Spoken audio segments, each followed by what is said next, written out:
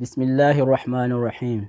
الحمد لله والصلاة والسلام على سيدنا رسول الله القائل إن من البيان لسحرا وإن من الشعر لحكمة وبعد.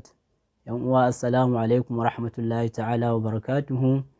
muna muku sallama irin na musulunci kuma muna muku maraba da saduwa a wannan bigiri mai albarka, zawiyan maulana Sharif Ibrahim Salih Al-Husaini da take nan Zaria, wanda take ƙarƙashin jagorancin maulana Prof Ibrahim Ahmad Makari, Allah ya ƙara mai lafiya da jagoranci. Mun haɗu a nan ne wanda za mu yi magana akan ilimi ko fanni da ake cema fannin balaga ko ilmin balaga, wanda ilimi ne mun sani gaba ɗaya abin da yake yana taimakawa ne, yana hidimta ma alƙur'anul karim ne ko kuma yana hidimta ma annusus ne ko kuwa albayanul arabi. Da bayanul arabi misali ya kunshi nusus na adabiyya, shi'ran wa nathra, ko waƙe ne ko rubutu na zube na larabci, da kuma alƙur'anul karim wanda shine mu'jiza, wanda anyan magana akan mu'jizan ne ma aka samu wannan shi fanni na ilmin balaga. Amma kafin nan dole muna buƙatar mu san shi tarihin yadda abin ya faru, ya aka yi aka samu wannan ilimi har ya tsaya da ƙafafun shi, har ya karkasu gida uku, ana cewa ilmul ma'ani da ilmul bayan da ilmul badi'. Ya abin ya faru misali za mu ga ya faru ne farko dai mun san a asrul jahiliya ko asrul jahili sun shahara da fasaha da balaga, wanda a kan shi ne in suka haɗu a duk wani majalisa a kan shi suke.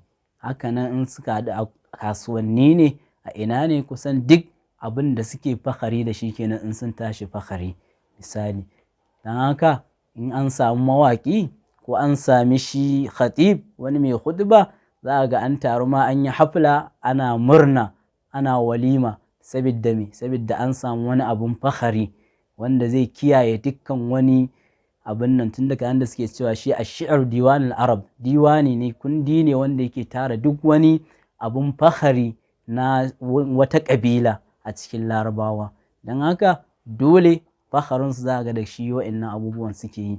Shi yasa a zamanin za ga an samu me, an samu wasu laƙabi wanda ake masu kansu mawaƙan, sabidda me, sabidda su wanda sun yi imani da fasaha. Don haka magana sai an tsaya an tantance ta, an rairaye ta. Misali za ga an samu mawaƙansu akwai laƙabi da ake, za ka ji ana annabiga ko almurakkish ko haka dai, wasu za ga duk ya samu asali ne ta hanyar da suke ƙera, ta hanyar da suke haɗa waƙoƙinsu. Su waƙoƙin ma za ka suna da laƙabi, za ka ji ana hauliyat ko kuma zahabat ko kuma naqahat, za ka ko kuma muhkamat ko muhakkamat, za ka duk suna da wannan laƙabi. Sabidda mene, sabidda su mawaƙan sai sun tsaya sun tace ta, sun rairaye ta. Wani ma sai ya shekara yana me, sabidda yana so in ya zo ne ya kusan ya iskat, ya duk wani wanda yake fama da fasaha ya ifhamin shi, ya sa shi ya shiru kawai, ba zai iya tankawa bisa irin wannan. Kaga irin wannan shine suke fama da shi na fasaha da balaga.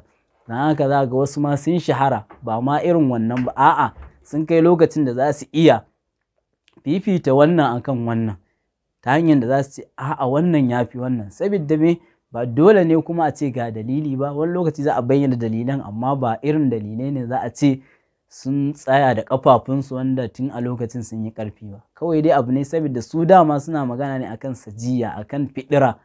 To don haka balarabe zai ji wani ma'ana ya waƙa fi ƙalbi, ya faɗa a cikin zuciyar shi na balaga da fasaha, zai imbihari. To wannan imbiharin zai yi mamaki da sauransu.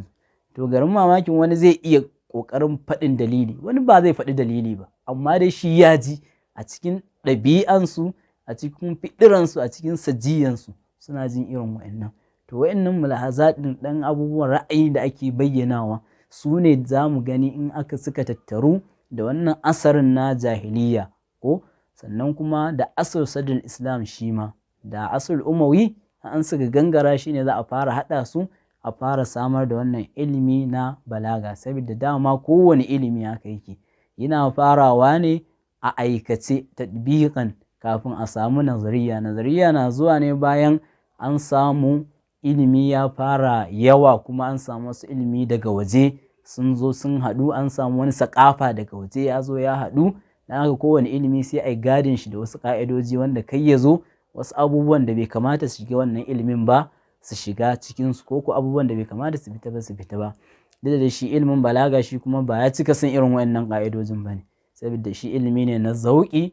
Abin da yake samar da shi kuma yawan ta'amul, yawan mu'amala da shi nusus na nassul arabi ko shi'ir ko nasar ko kuma al-ahadis nabawiyya ko kuma al-Qur'anul Karim da sauran wa'annan su ne ake cewa ad-durba da maran, da suke cewa in kana son ka samu zauƙi kowane yare shi ma dole zaka fahimci yaren ne, ka iya magana da shi, ka yawan sauraron shi da sauran shi ne za su samar ma da malaka. Tunda shi ilimin balaga yana so ya samar da malaka ne, wata ƙudura wanda da ka ji magana za ka ji irin balagan da fasahanta. In kuma aka kai nan gaba ma za ka iya bayyana me yasa ya zama wannan ya fi wannan, za ka iya muwazana tsakaninsu. To shi ne, shi ba yana samar ma da hal ba ne wanda an ce alhal ya zul, yana sai ya zama malaka ne ko da yaushe in ka ji magana za ka ji ga balaganta ga fasahanta. In kana karanta Qur'ani, in kana karanta ahadis annabawiyya haka dai misali, in ka zo za ka ga iyyaka na'budu wa iyyaka nasta'in. Me yasa Allah subhanahu wa ta'ala ya ce iyyaka na'budu wa iyyaka nasta'in? To shi irin wannan shine ilmin balaga zai koyar da kai har ka rinka zauq, ka rinka ɗanɗanan shi kanshi wannan magana na nassi na Allah subhanahu wa ta'ala, ko ko nassi na arabi, ko ko nassi na annabi sallallahu alaihi wasallam. Haka dai za mu ga shi wannan ilimi ya fara da ɗan wannan mulahazat da ake yi a zamanin jahiliya.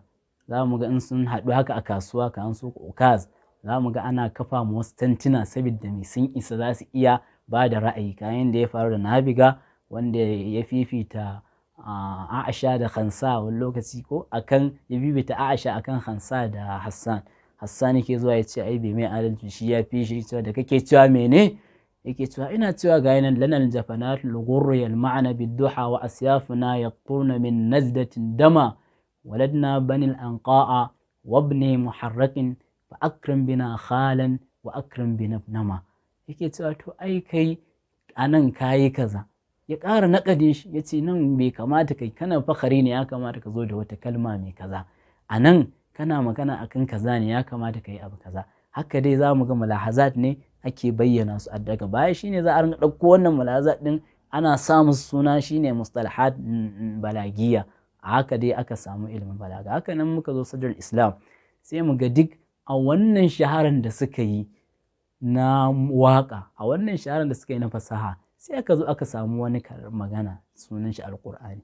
Shi ga ba nasari ba, shi ba shi'ir ba, amma ya fi dukkan maganganun su fasaha, ya fi shi balaga. Sai suka samu aka fara imbihari, ana mamakin ya aka yi haka ne. To don haka dalilin haka za ga wasu sun musulunta, wasu kuma ba za su musulunta ba, amma ko ba su musulunta ba za ka ga dai sun yi sujjada ga balagan wannan alƙur'anin. Ko a inda ake ma fara aka wani kissa ya zo cewa sun ji ana karanta abu bi hadhal hadisi antum mudhinun wa taj'aluna rizqakum annakum tukazzibun. A'a ba wannan hadisin, ba wannan ayan ba, aya da ke ƙarshen suratul at-tur ko an-najmi, ko watadhakuna wala tabkuna wa antum samidun fasjudu lillahi wa'budu. Aka dukkan kafirai wanda ba musulmi ba suka yi sujada. Haka me saboda me suka ce wallahi mu mun yi sujada saboda balagan shi. Haka saboda ba wai a'a sun yi imani ba, saboda su za su iya kayan da ake cewa za su iya ka'intan komai, amma ba za su iya ka'intan ɗabi'ansu da sajiyansu ba, saboda sajiyansu sun saba da fasaha da balaga. To don haka sai aka samu Qur'ani, shi kuma ya zo ya fi wannan maganan nasu.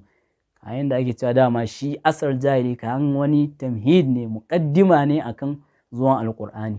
Tunda in suna fama da balaga da fasaha, to annabi sallallahu alaihi wasallam mu'jizan shi alƙur'ani ne. Dama ana aiko manzo ne da mu'jiza na jinsin abin da wa'annan mutanen suka shahara.